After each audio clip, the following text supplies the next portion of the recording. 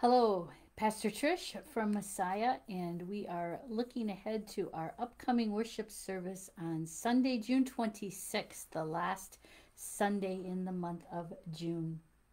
You may know that we began a sermon series a couple of weeks ago. We're looking at different biblical characters, looking at their story or what's happening in their lives, and then looking at what we might learn from them, the lessons that we might learn.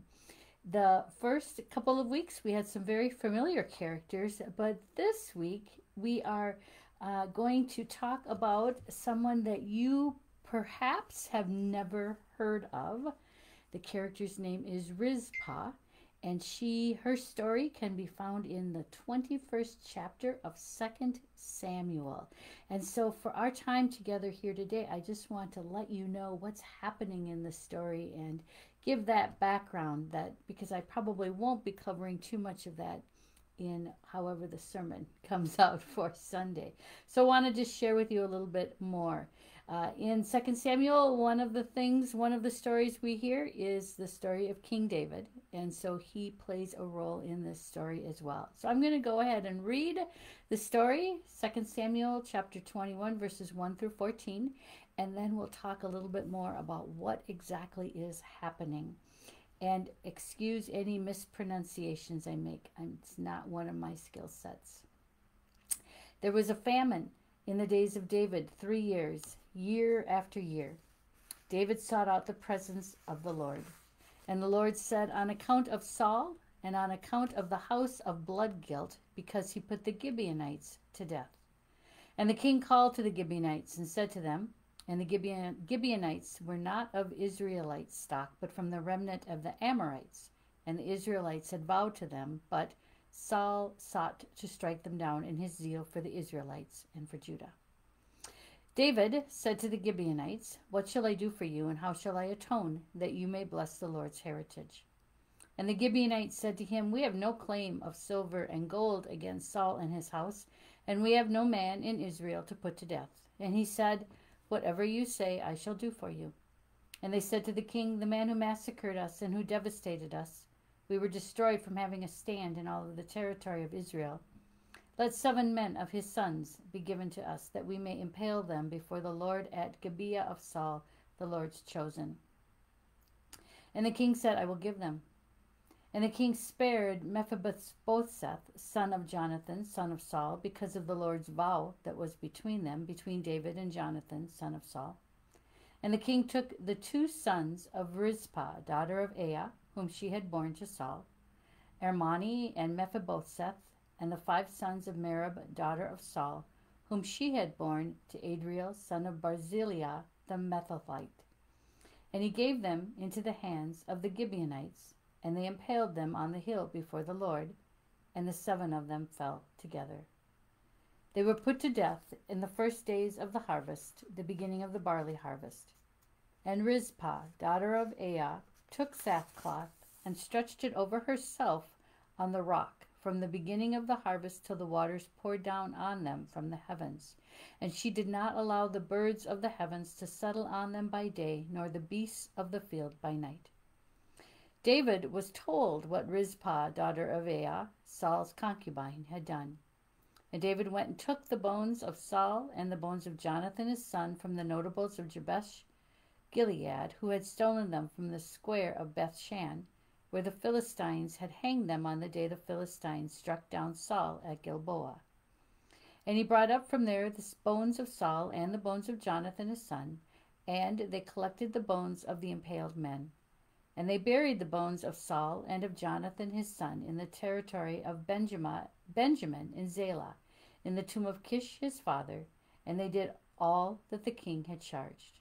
And God then granted the plea for the land. This is the word of the Lord. Did you follow all that? So what's happening, of course, is that there is a famine in the land. And David, as the ruler, as the king, wants to figure out how to fix it. It's been going on now for 3 years. He's told that the famine has occurred because of what Saul, his predecessor, did. Saul, of course, is no longer living. But because of what Saul once did to the Gibeonites, the Israelites are now paying the price through a famine. David goes to the Gibeonites to say, what can we do? And they say, we want 7 men, basically to atone for the sins of Saul. We are going to put to death 7 of Saul's sons as a way to pay back, as a way of retribution for the death and the massacre that Saul caused to happen to us prior to this time. And so David gives them 7 men. Included in those 7 are the 2 sons of Rizpah, who was at one time a concubine of Saul's. They are put to death, but what the Gibeonites do not do is give them a proper burial. They put them to death and simply leave those bodies. And so Rizpah then goes and takes her sackcloth and makes a tent over the bodies and stays there. And so she has a very, very public display of her grief that she is dealing with. And she makes a tent with the sackcloth. It does not allow any birds of the air or beasts of the field to touch those bodies. The men were killed at the beginning of the barley harvest, which would be about in April. She stays in this public display of grief all throughout the hot summer months until the rains finally come in the fall. And so she's out there for probably 3 or 4 months. David, when he finally hears what has happened, of course, he eventually goes and takes the bones of the 7 that are killed along with the bones of Saul and his son Jonathan, and they are buried together properly. And at that time then, after that finally happens, is when the rains come and the famine then ends, and life returns to normal. Whatever normal is, right? We understand that. And so the point of this story, or one of the things that we see happening in this story, is the actions of Rizpah, who is willing to be very public in her grief and in her despair, and to let people know about that. It's her way to lament the injustice that has happened. Perhaps both that the 7 men were given as expiation for the sins of Saul, but even more so to do that and then to have those bodies desecrated was indeed considered the primary injustice. And so she makes public announcement of this injustice and laments that it has occurred, and continues to do it until it is finally rectified. A hint about Sunday, we'll talk, I think, about what that means for us as people of faith when we see the injustices of the world around us, and there are many, unfortunately. What are we called to do?